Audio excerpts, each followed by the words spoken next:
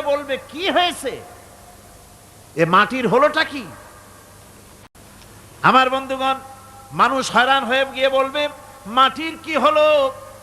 আল্লাহ রাব্বুল আলামিন বলেন ইয়াউমাইযিন তুহাদ্দিসু আখবারাহা বিআন্না রাব্বাকা আওহালাহা। জমিনের উপরে যা ঘটেছে জমিন তা সব বের করে দেবে, সব প্রকাশ করে দেবে।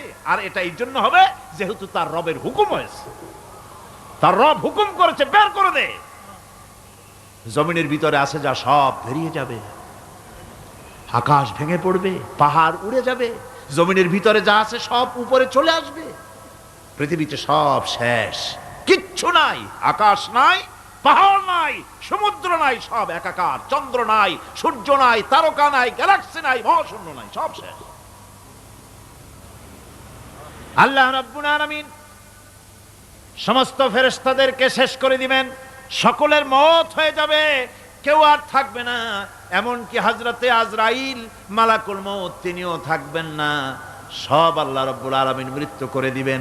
এরপরে আল্লাহ রাব্বুল আলামিন একা তিনি বলবেন ইয়া দুনিয়া, ইয়া দুনিয়া আইনা আনহারুকি, এ পৃথিবী তোর সেই সমুদ্রগুলি কোথায়, নদীগুলি কোথায়?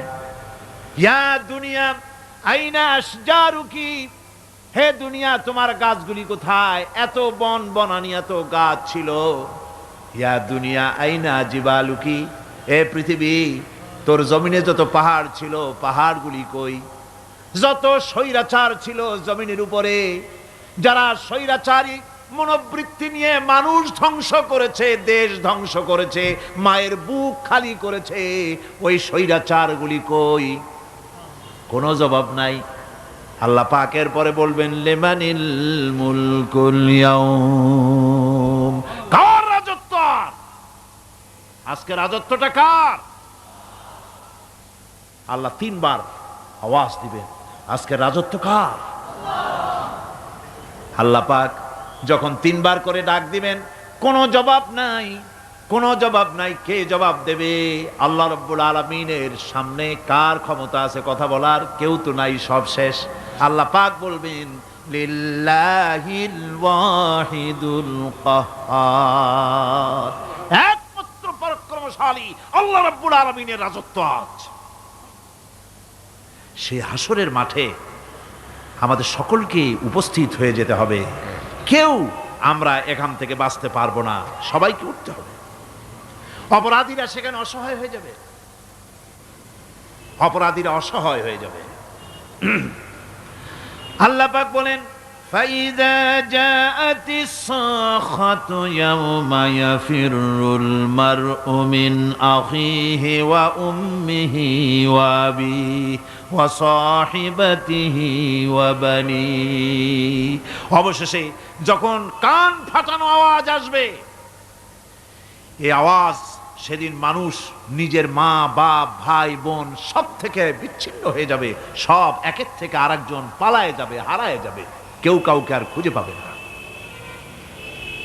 সেদিন ওই কিয়ামতের মাঠে বিভীষিকাময় দৃশ্য, মানুষ হয়রান হয়ে যাবে।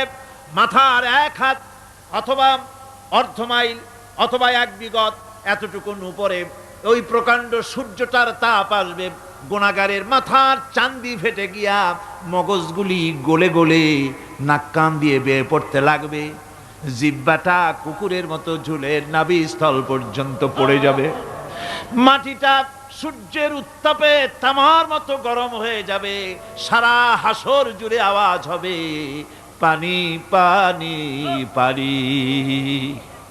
মানুষেরা হয়রান হয়ে যাবে সে হাসরের ময়দানে। এই চরম কষ্টের ভিতরে আল্লাহ রাব্বুল আলামিন বলেন সেদিন দুটো ভাগ হয়ে যাবে, একদল মানুষের চেহারা আলোয় ঝলমল হয়ে যাবে, আর একদল মানুষের চেহারাগুলি কালো হয়ে যাবে।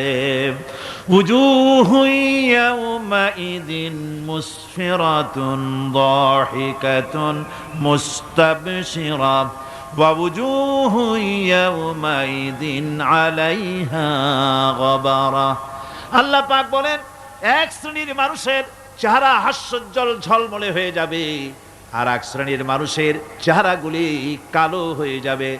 তারহাকুহা কাতারা উলাইকা হুমুল কাফারাতুল ফাজারা।